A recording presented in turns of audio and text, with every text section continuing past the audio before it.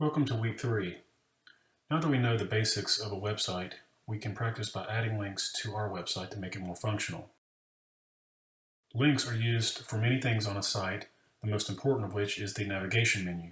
Links can also be used so users can tap or click to get to other sites, view or download files, dial a phone number, or send an email. Let's take a look at the markup for a link. This is called an anchor element.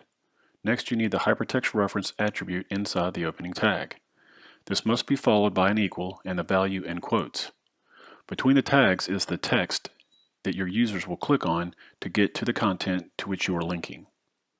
What you see here is a relative link. This link would only work from the other pages on the same site. Relative links may also include folder names like this one. It contains the folder name images with a /, then the file name. This tells the browser to look for the file on our site in the images folder. If we want to link to a page that is not on our site, we must use absolute links. These contain the same basic parts, but the value also includes the HTTP protocol and the domain name. Absolute links will work from anywhere online. Making an email link is just as easy. The value in this type of a link includes mail to with no spaces, then a colon, then the email address. Remember that the value needs quotes around it, and just like the previous link, you have the text the user sees between the tags. You can put in more than one email address if you like by putting a comma after the first address and adding the next address. Only one mail to protocol is needed. This would send one email to both addresses.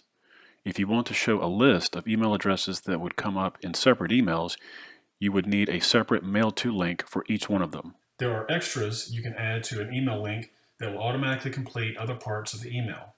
The most common is the subject line. You would add this by creating link just like before. Then after the email address, add a question mark, the word subject, an equal, and the subject line you want. Make sure your closing quote is after the subject line. The spaces may work fine, but to be sure, we put a %20 in for all spaces. When a user taps or clicks on the link, the email will pop up with the subject line already filled in.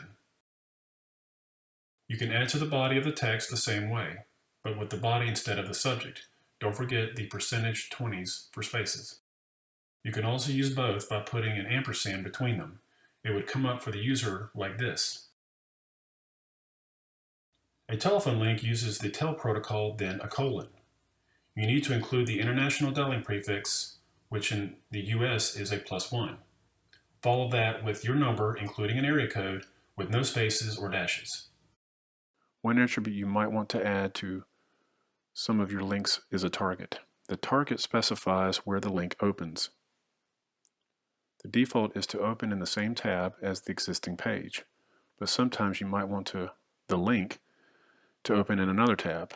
To do this, set the value of the targets to _blank. If you want to open in the same tab, then you can omit the target. One of the most important use of links is for the navigation menu. These are what your users will click on to move around your site. One of the most common ways to set up a navigation menu is a vertical setup, like you see here in Blackboard. You can do this with a list. Start with nav tags to designate this as your navigation menu. Since we don't want any kind of bullets or numbers, we will use an unordered list. Each menu option is a list item. Then we add markup to make them all links.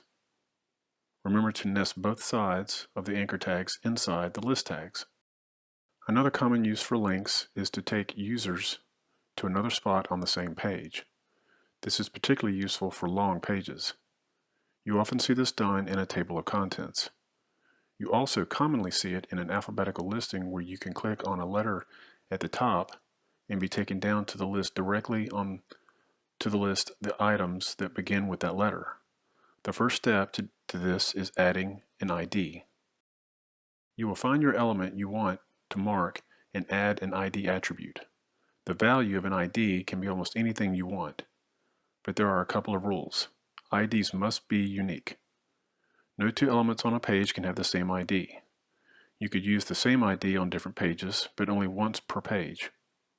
IDs must have no spaces. You can use more than one word, but with no space in between. IDs are not case sensitive. Once you have added an ID to your element, you can add the link. Go back to the area where you want the link to be and put it in like this. You have the same anchor tags with the hypertext reference attribute. The value contains a £sign and an ID you chose.